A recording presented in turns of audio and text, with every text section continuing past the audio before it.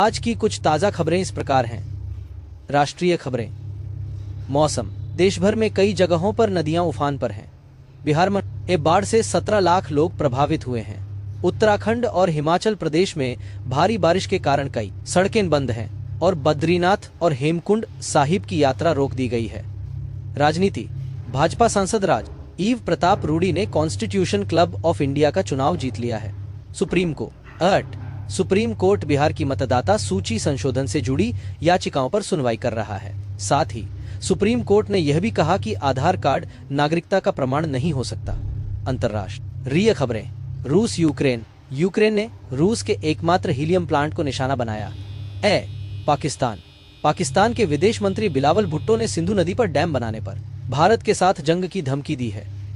अमेरिकी राष्ट्रपति Donald Trump और रूस का राष्ट्रपति पुतिन शुक्रवार को अलास्का में मुलाकात करेंगे। अन्य खबरें। खेल। क्रिकेटर सुरेश रैना को ईडी ने समन भेजा है। दुर्घटना। राजस्थान के दौसा में एक भीषण सड़क हादसे में 11 लोगों की मौत हो गई। रोजगार। यूपी पुलिस में 4543 पदों पर भर्ती के लिए विज्ञप्ति जारी की गई है। राजनीति और चुनाव। लोकसभा ने हाई कोर्ट के जज यशवंत वर्मा पर लगे आरोपों की जांच के लिए एक 3 सदस्यीय पैनल का गठन किया है। उन पर मार्च में उनके आवास पर आग लगने के बाद बड़ी मात्रा में नकदी पाए जाने के आरोप हैं। उत्तर प्रदेश में बाढ़ की स्थिति गंभीर बनी हुई है। 22 जिले प्रभावित हैं। राहत और बचाव कार्य युद्ध स्तर पर जारी हैं।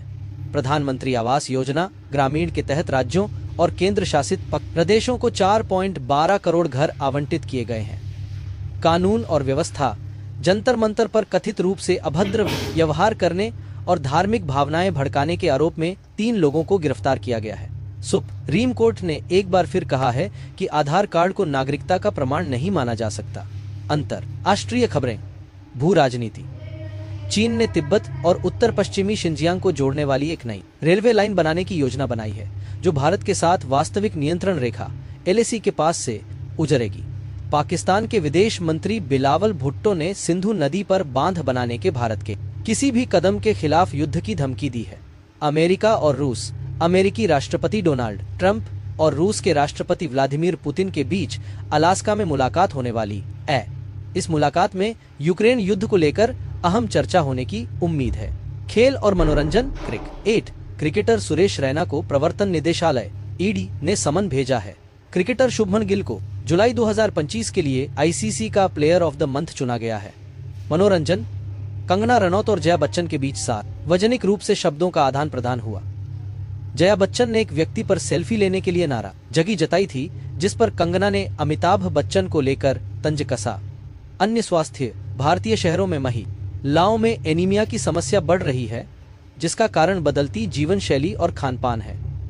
सरकार ने 15 अगस्त को इन नागरिक निकायों द्वारा मांस की बिक्री पर प्रतिबंध लगाने के बाद लोगों की खानपान की आदतों का सम्मान करने की बात कही है।